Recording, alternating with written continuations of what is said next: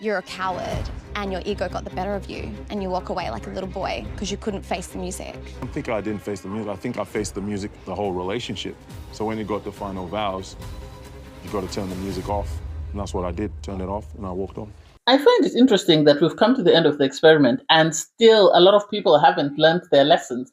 They're still in the same position that they were in when they came into the experiment. And it makes you question, how do you spend 3 months going through a process and not learn anything, make it make sense? I am here for David finally growing some cojones and standing up to Alissa, because Alissa, I think, because on day one she got this man to go on his knees and propose to her, thought she could drag him and get him to do whatever she wanted. And when she didn't get that, this is why she decided to become venomous and use trigger words to try and sort of turn everyone against David. I'm not here for that. I really didn't like that. And then, Bec and Danny situation, we all saw it coming a mile away, because at the end of the day, he sat there and watched week after week as she attacked every single person in the villa. What did he expect from them? What did he expect them to do? So I'm not surprised that, this is what's happened. She's turned on him, and this is what he should have expected, because he had it coming. He should have broken up with her earlier, but he decided to continue the experiment. Anyway, hey there, thanks for stopping by. It's your girl Valerie. Welcome back to my channel. If you're new here, don't forget to subscribe, click the like button, turn on the notification bell for when I upload new videos, and definitely leave a comment. In this episode, I'll be reviewing Married at First Sight Australia, Season 13, Episode 38. Okay, so we have everyone come back. This is the final dinner party, obviously, after the final vows, so they're coming together just to sort of catch up and see where they are.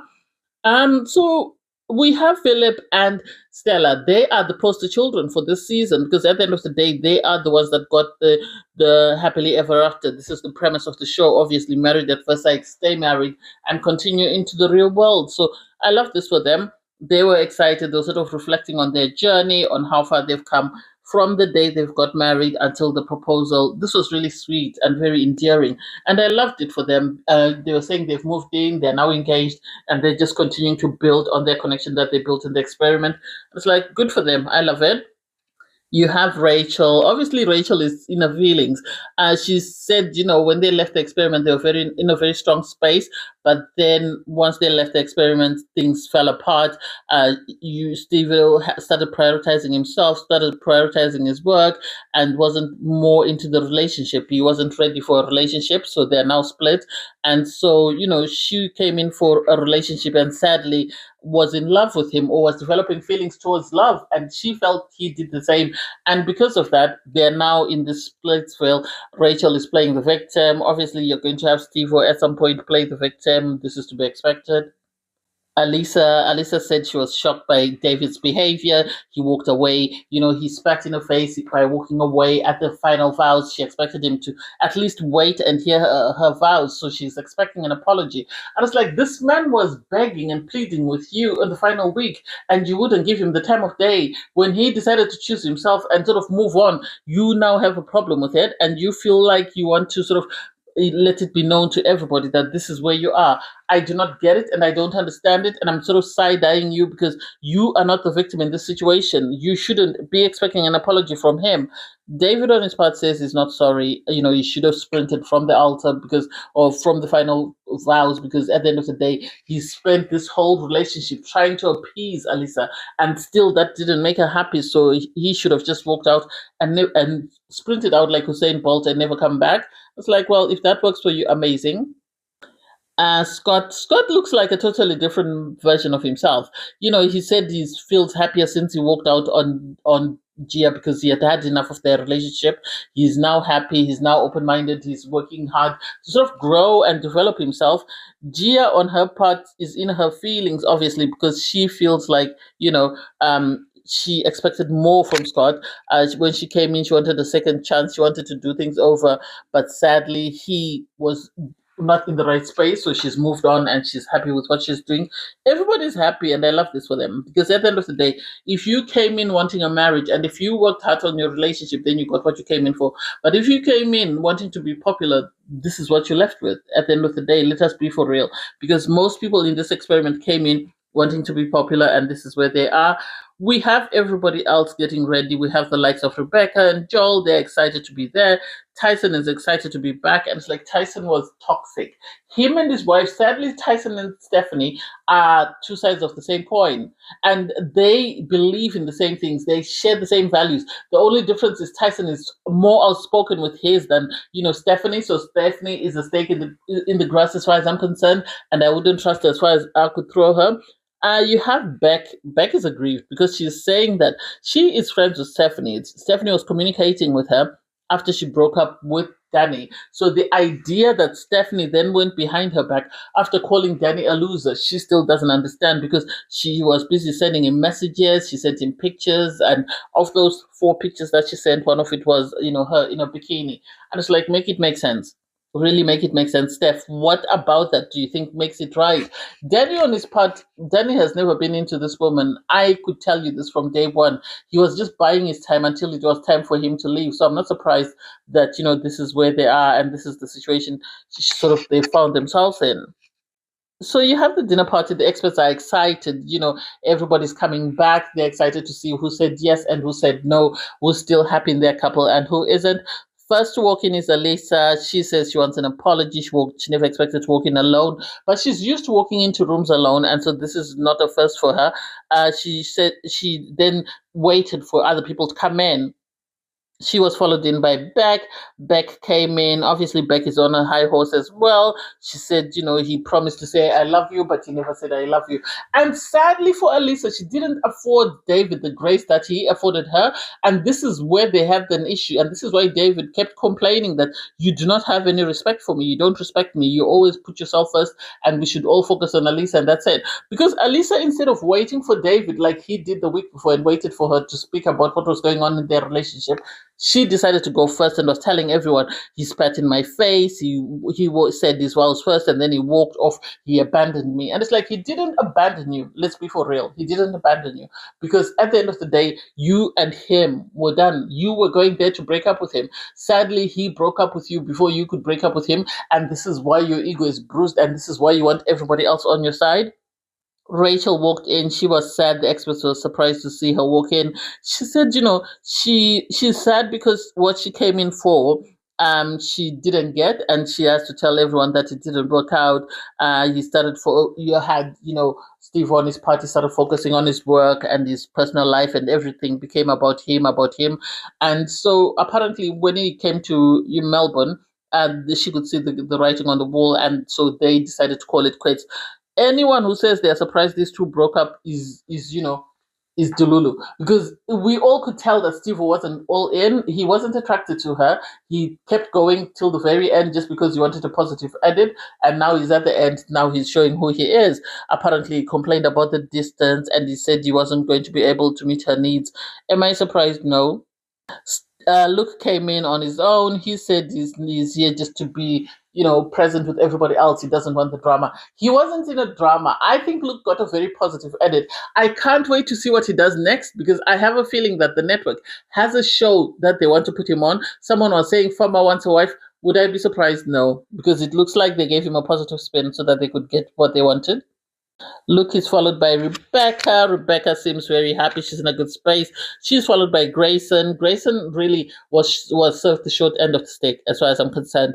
You then have everybody sit down with Alissa, and Alissa starts telling everyone about the breakdown of her relationship with David and how he spat in her face. She kept going on about spitting in her face instead of just saying he said his vows and then he walked off. Oh, he didn't appreciate the positives of our relationship. He didn't say anything up positive. And it's like, he spoke highly of your relationship. You thought you were faking him out by walking up to him, kissing him, and then you're going to cut him off at the knees, and he beat you to it. So the idea that you're painting this narrative, which isn't it, I didn't like it. So by the time David walked in, everybody had a perception of what was going on, and it was really sad because she didn't offer him, the decency or sort of the respect to allow him to speak first before she went on about, or allow him to be present before she spoke about what was going on in their relationship.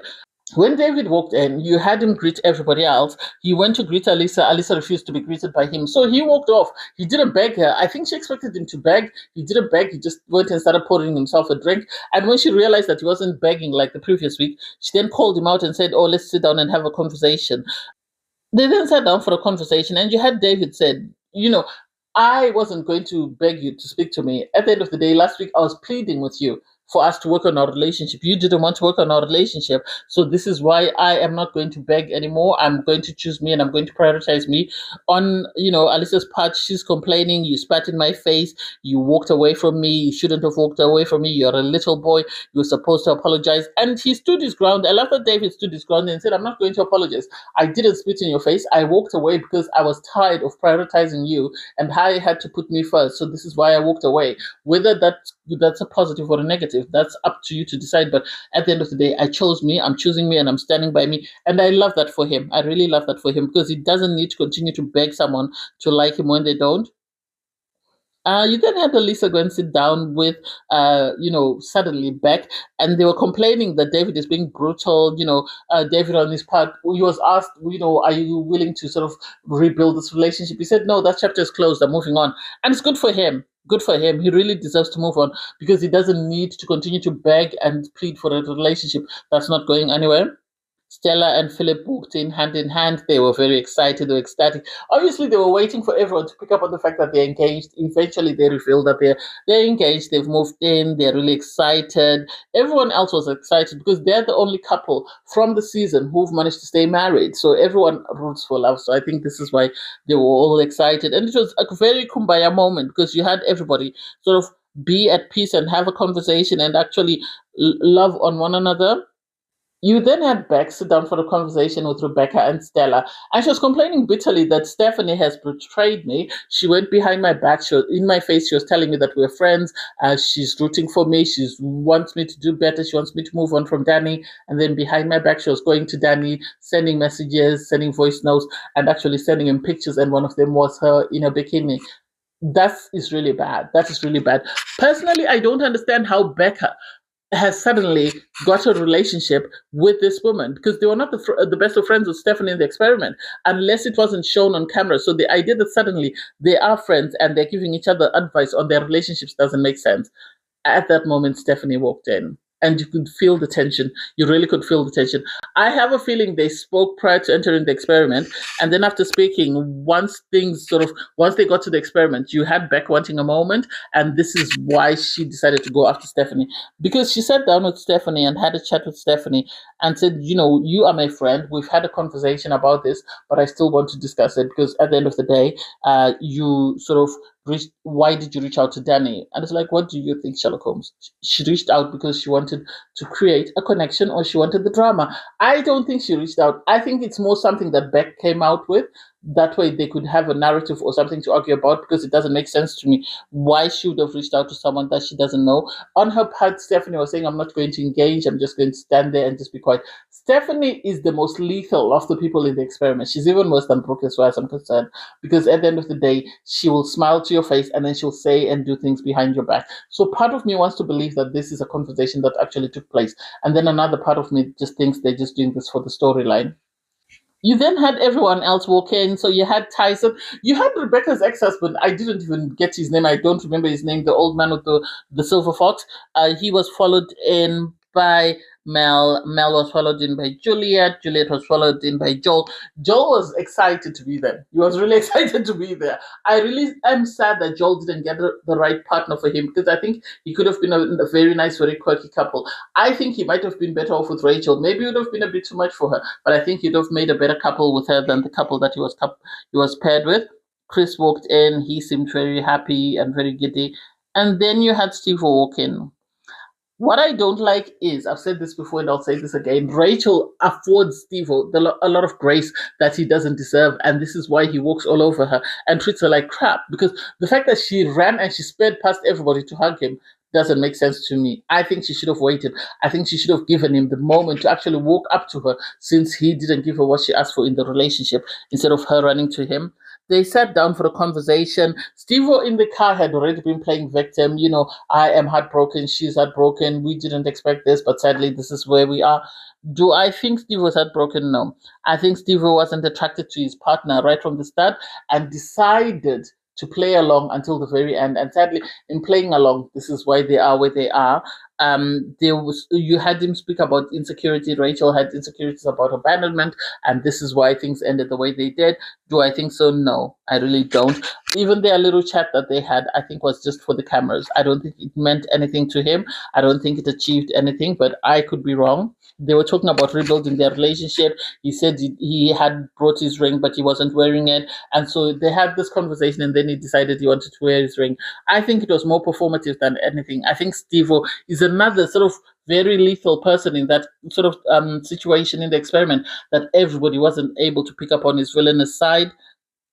Scott walked in. He was very smiley. He said he's been training. He said he's been working very hard. And he said, he's happy with his decision to walk away from his marriage at the dinner party because at the end of the day, he didn't need to wait for the final vows to say no. There wasn't anything there for him to achieve, so he was happy with that. Gia came in. Gia's always wearing these prom dresses. She needs a stylist. She really does. She was wearing another prom dress just like last week with a lot of glitter on it. And so she came in, sat down, and sadly there was no storyline for her. And because there was no storyline for her, because her ex refused to engage Scott, she decided to sort of create havoc at the dinner table later. Danny was the final groom to walk in. Obviously, there'd been whispers about, what was going on between him, Stephanie, and Bec, and people knew that things were about to go down. And just before it started to go down, you had everybody be sort of moved to the dinner table, and it's like, oh, that was really fast. They were really fast about it. So once everyone was sat down at the table, you had the toast sort of be made by Felip, which makes sense because he's in the most successful relationship. So I love that they were sort of using Felip and Stella as a buffer every time things got tough, because even further down a couple of scenes later, you had Grayson sort of call up on Stella and Felip, I think, to sort of quench the fire that was there and sort of ask them about their relationship, how their proposal came to be. They spoke about how he proposed at the Sydney Harbour and how excited they were and how things seem to be growing because they both know they're each other's person, and so they can't wait to leave the experiment. I think there are a lot of very successful couples that have come across from Married at First Sight, because when people go in all hearted and looking for a partner, and you put in the work and you take the tools that you're given by the experts, you actually succeed. And so I'm happy that they're a success story from the season. Because there was no drama, you then had Tyson. Tyson is messy. He really is messy because he decided to ask the question. He asked David, why did you walk away from Alissa? Why didn't you allow her to speak? And David said, because she's been speaking throughout their marriage. So he's fed up, he's had enough, and it's time for him to move on and prioritize himself. The fact that every time he tried to speak, Alissa was speaking on top of him didn't make sense. It didn't make sense. He spoke about the fact that I chose myself. Alissa refused to compromise in this respect. Marriage. She was very disrespectful to me. So this is why we are where we are. Alissa said, well, if you're saying disrespect, you value you always talk about disrespect. Why did you walk away from me? That was disrespectful. And so at the end, David, I think, took something that he knew was less lethal, because he spoke about the fact that he didn't like how she behaved at the greener pastures challenge, and also the fact that when she went to drop off a dress or pick up a dress, she apparently was flirting with someone on the aeroplane and took somebody's number. Alissa said that this edit didn't do her very well. I think this is the problem with putting on a performance when you come into the experiment, because the mask falls, and when it falls, and after you've been sort of playing happy families, there are people that will come in and will sort of nitpick and pick until they find a problem, which is exactly what happened in the situation with Tyson. You had David saying, I walked away and I will continue to walk away because I choose me. Alissa tried to sort of use fake tears to sort of try and get herself out of trouble. But sadly for her, the way she spoke to her husband gave him the ammunition that he needed to say, this is why I'm doing this. And it's going to be very difficult to sort of challenge David to say, why did you do that?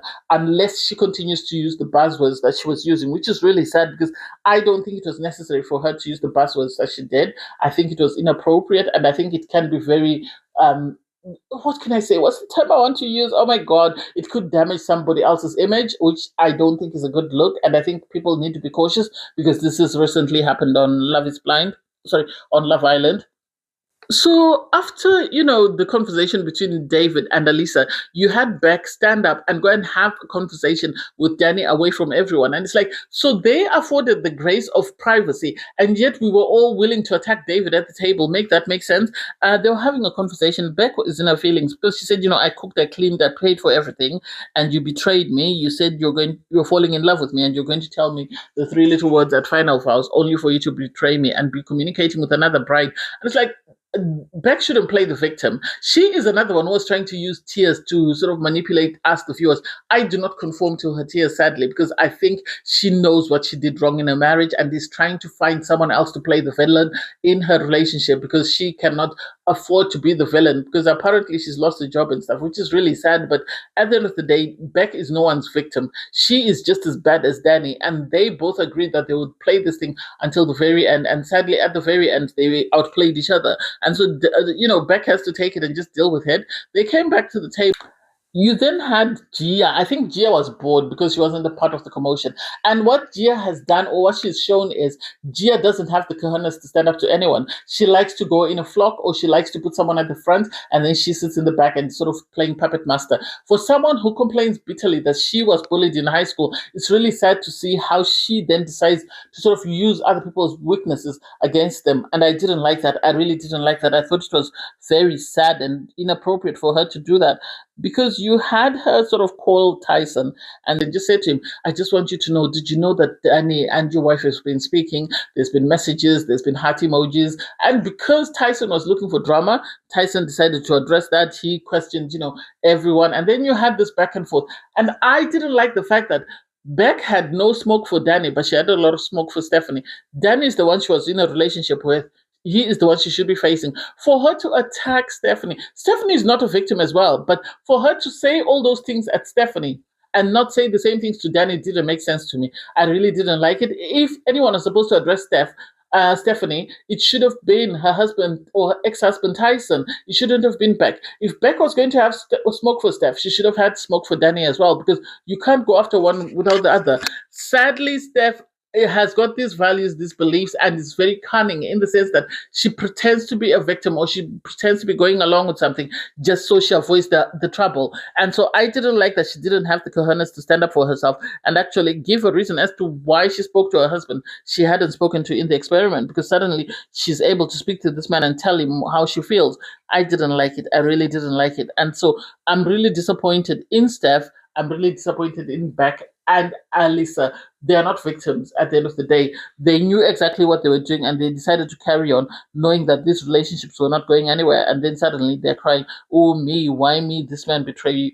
No, they didn't betray you. Just the same as Rachel. Rachel knew that this relationship wasn't working. She decided to stay until the very end, and here we are. Anyway, thanks guys for watching. Please don't forget to like, share, comment, and subscribe. Click on the link in my video to watch my review from episode 37. Bye guys.